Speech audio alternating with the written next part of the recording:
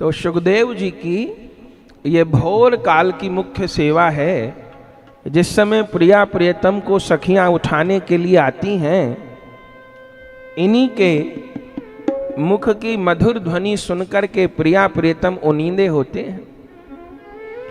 बाकी पूरे दिन सेवा। अब ये तो शुक हैं, इनके तो पंख हैं, कहीं चले जाएं, हर लीला में रहते हैं।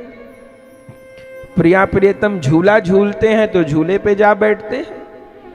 प्रिया प्रियतम वन विहार करते हैं तो साथ साथ उड़ते हैं। प्रिया प्रियतम नौका विहार करते हैं तो वहां है, जल विहार है तो वहां है, हर काल में हर लीला में उपस्थित है।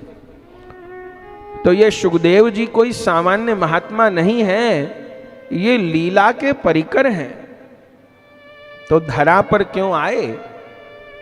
इनको प्रिया प्रियतम ही आज्ञा प्रदान की है, जाओ सुखदेव धरा पर अवतार लो और अवतार लेकर के हमारे यश का गान करो।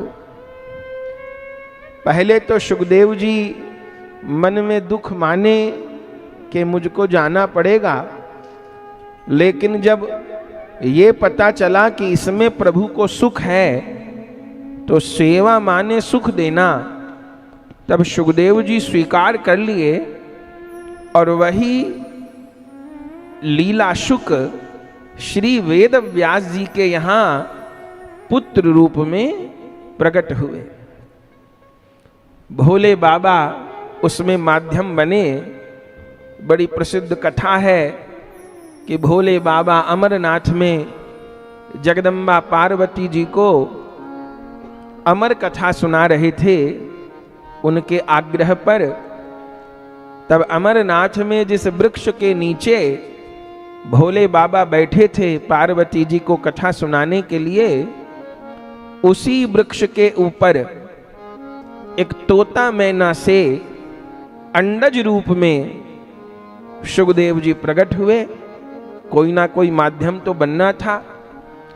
और भोले बाबा जब पार्वती जी को अमर कथा सुनाए, वो अमर कथा क्या है? वो अमर कथा कोई अजूबा नहीं है बंधुओं, ये कृष्ण कथा ही अमर कथा है, श्री राम कथा ही अमर कथा है। तो अमर कथा सुन के अमर हो जाते हैं, इसका क्या तात्पर्य है? ये शरीर अमर नहीं होते और इस शरीर को अमर करने से कोई लाभ भी नहीं, मुसीबत है। कोई किसी को कहे कि तुमको 100 साल तक अब यही कपड़े पहनने हैं, उतारने नहीं, बदलने नहीं, तो ये कृपा हुई कि श्राप हुआ? अरे कपड़ा पहना, मैला हो गया, उतार दिया, साफ वस्त्र पहन लिया, फट गया फेंक दिया, नया कपड़ा पहन लिया। ये कहा जाए तुमको वो 50 साल तक यही कपड़ा पहनना है, तो इसको कोई आशीर्वाद नहीं मानेगा, दंड मानेगा।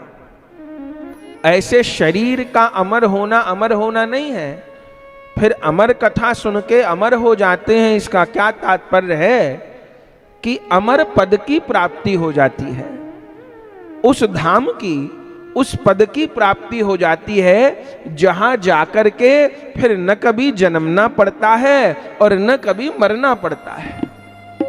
फिर मरण धर्मा संसार में आना नहीं पड़ता।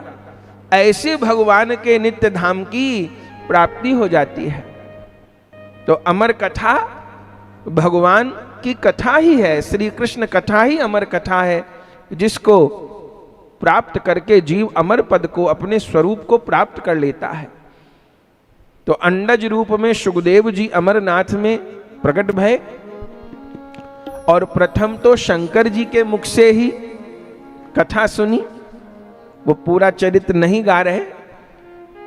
शंकर जी पार्वती जी को कह दिए कि तुम कथा सुनना, मैं तो नेत्र बंद करके सुनाऊंगा, पर तुम सुन रही हो ये कैसे पता चलेगा? तो तुम हुंकारी भरती रहना। तो पार्वती जी ने कहा ठीक है। पार्वती जी कहते अमर कथा शिव शंकर भोले दानी, हुंकारी भरे मैया पार्वती। पार्वती जी हुंकारी भरने लगी। दशम स्कंद तक तो उन्होंने हुंकारी भरी, लेकिन जब दशम स्कंद में भोले बाबा रासलीला का वर्णन करने लगे तो पार्वती जी को नींद नहीं आई। ऐसा कहना भी अपराध है। पार्वती जी को नींद नहीं आई, पर पार्वती जी लीला में डूब गईं, समाधि लग गई उनको। अरे हम सामान्य लोग कभी कभी कथा में डूब जाते हैं तो देह का समय का भान नहीं रहता, तो वो तो जगदम्बा पार्वती उनको समाधि लग गई तो कौन आश्चर्य। तो पार्वती जी को समाधि लग गई। तो आधी कथा रास पंचाध्यायी तक की कथा तो मौन होकर के सुखदेव जी ने सुनी। पहले अंडज में थे, फिर बाद में अमर कथा श्रवण करके ही शक्ति प्राप्त हुई और अंडज से बाहर आ गए। और जैसे पार्वती जी मौन हुई और पार्वती जी ने हुंकारी भरनी बंद करी तो श्री सुखदेव जी हुंकारी भरने लग गए कि अगर हुंकारी बंद हो गई तो कहीं कथा बंद न हो जाए। और शेष कथा में सुखदेव जी हुंकारी भरते रहे, कथा पूर्ण हो गई। और फिर जब कथा पूर्ण होने पर भोले बाबा जय जयकार किए, तब उस जयकार की ध्वनि से पार्वती जी की समाधि भंग हुई और उन्होंने कहा प्रभु कथा पूर्ण हो गई। बोले पूर्ण हो गई? हाँ पूर्ण हो गई। बोले अभी तो आप रासलीला सुना रहे थे, सुनाते सुनाते कथा कैसे पूरी हो गई? शंकर जी कहे वो तो कई दिन पहले की बात है जब रासलीला सुना रहा था। पार्वती जी ने कहा मेरा मन तो रासलीला में अटका है। भोले बाबा कहे तुम लीला में अटक गई तो आगे की कथा में हुंकारी कौन भर रहा था? और बस भोले बाबा जांच पड़ताल किए तो पेड़ पर छोटे से सुखदेव बैठे दिखाई दे गए।